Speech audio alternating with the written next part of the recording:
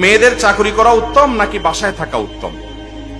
আমরা এমন একটা সময় এখন আছি, এমন একটা সময় আমরা পার করছি যে এই সময়ে পৃথিবীতে আমরা মনে করি যে না, শুধুমাত্র পুরুষরা কেন বাহিরে বের হবে, মেয়েরাও বাহিরে বের হবে, তারাও বদ্ধ ঘর থেকে বের হয়ে তারাও জগৎটাকে দেখবে, জগতের সব কাজ করবে।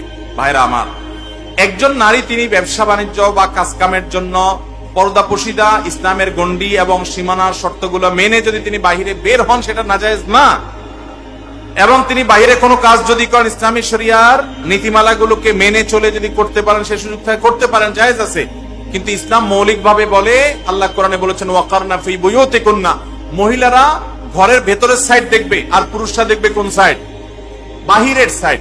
দুইজন দুই সাইড দেখলে সেখানে বারাকা নাজিল হবে, সেখানে সুখ এবং শান্তি সমৃদ্ধি অধিকতর পাওয়া যাবে। এটাকে আমাদের ইসলাম বিদ্বেষী সেকুলার বন্ধুরা অস্বীকার করে।